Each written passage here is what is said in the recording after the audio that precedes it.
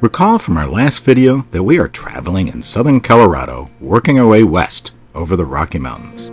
Today's journey takes us on the beautiful, and at times terrifying, $1 Million Highway, during which our hitch breaks at the worst possible time. Looking at how badly the hitch broke, we realize now how it could have been far worse.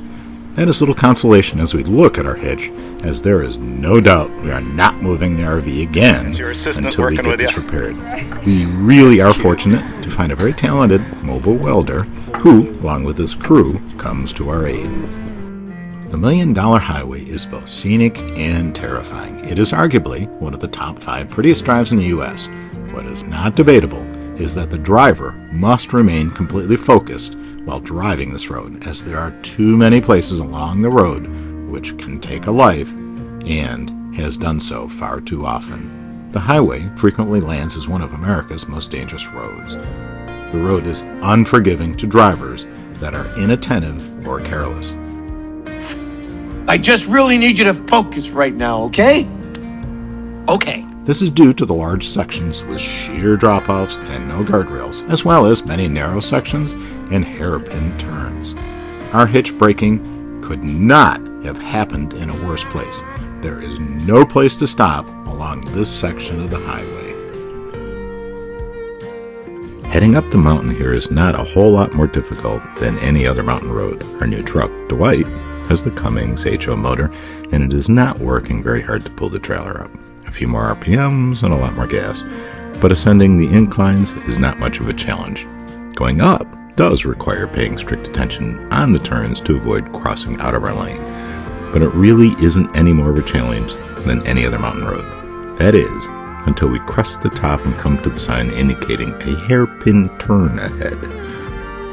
A hairpin is so named because of its appearance, that of resembling a clip that folds back onto itself and was commonly used by women in the past to secure their hair. It is the first of many such sharp turns as we begin the trek down the mountain.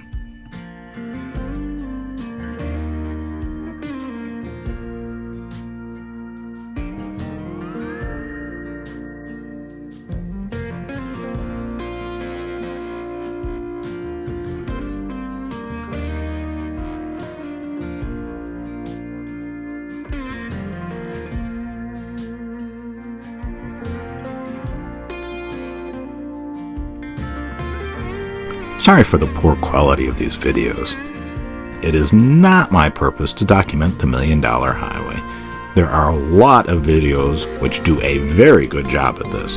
What I am aiming to show you is the degree of difficulty we encounter in the corners, which in turn created the strain upon our hitch, which led to its breaking. I must look over my shoulder and out the side window in order to look where I'm headed while turning the final hairpin corners. They are the tightest corners we have encountered, and they also have a pretty significant downward slope. It is during one of these hairpins where we hear a loud bang come from the hitch, and at the same time, the trailer jerks and gives the truck a forward nudge. Thankfully, the tightest turns are limited to 10 miles an hour, which we are adhering to.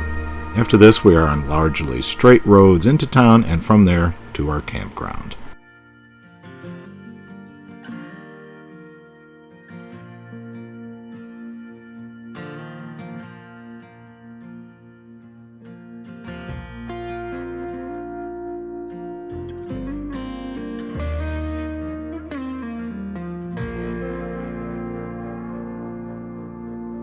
Upon reaching the campground, everything seemed normal. We unhook the camper and settle in.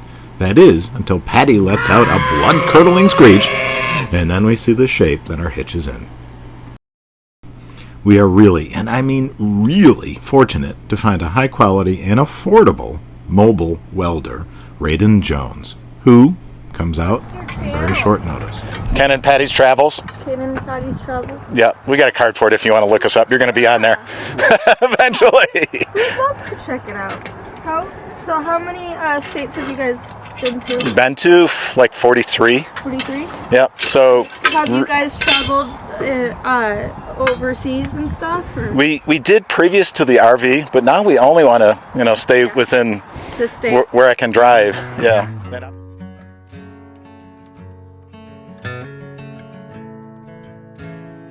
Braydon and his team of able-bodied assistants quickly get to work and analyze the situation.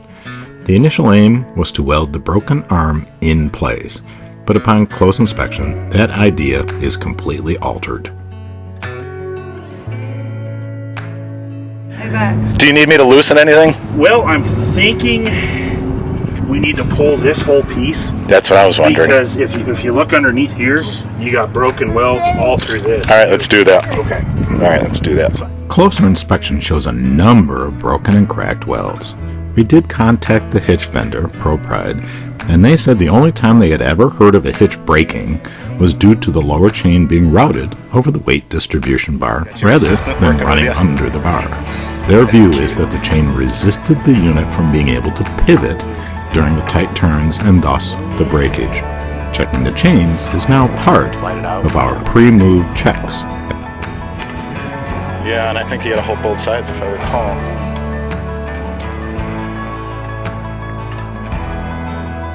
Can you reach? Every state in the United States, and So- they've been to overseas quite a bit. Had they really wearing overseas? We've got family in Italy, and they visited them quite a bit, so they got the real deal, Yeah. not just the tourist traps. Yeah.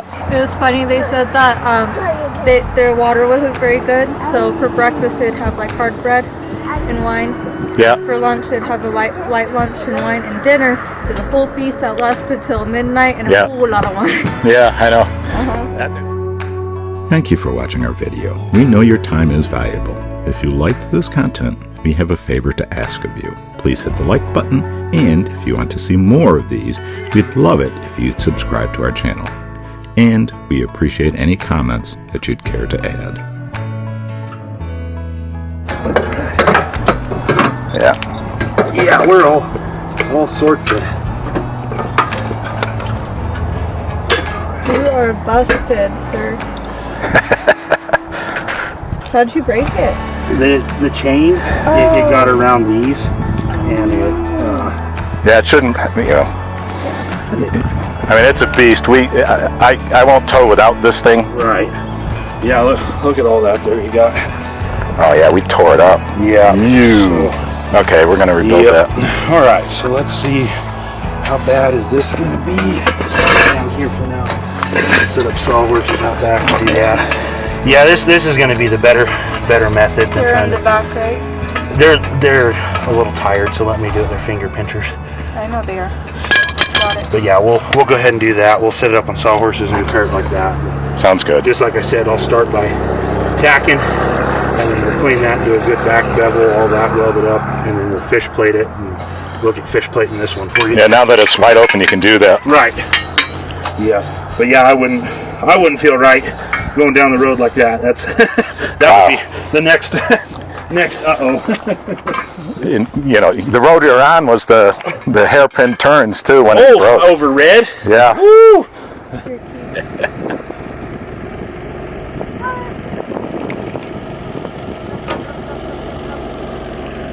Well, I'm glad you exist because I didn't want to move it the way it was broken. Probably a very good call.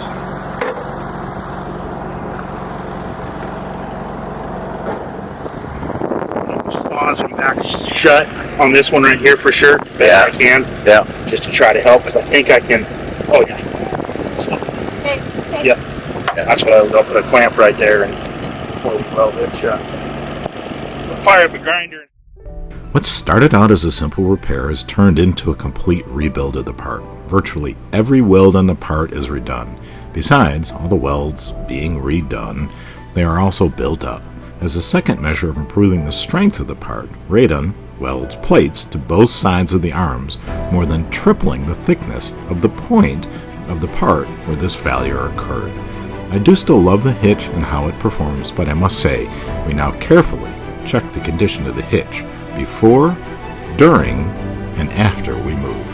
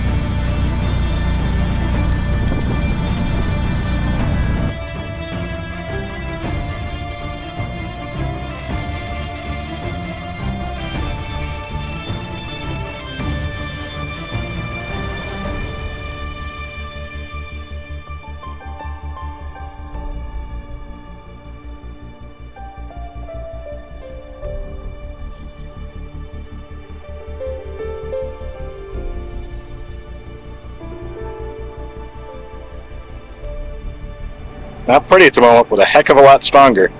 So that's some of the brakes.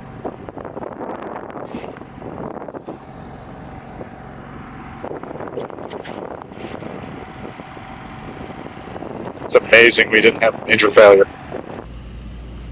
I guess we learned not to do it again. Yes, sir. So, what did we learn from this, and how does it apply to you? We now visually inspect the hitch before, during, and after we move, looking from both above and below for any indication that the welds have opened up. In addition, we check that the chains are routed correctly, and finally, one last check is that the alignment bar is properly placed. It does have a profound habit of moving to one side or the other, and I need to adjust it back to center again. So how does this apply to you? If you too own a Propride hitch, you may want to perform these same inspections as well. Kind of dirty and ugly. Issues in the brakes. This guy's kind of centered, like he's supposed to be. And let's go down and take a look.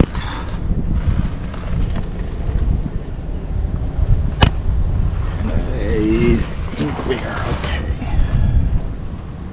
Okay. All right. So that's become a part of our pre-drive checkout.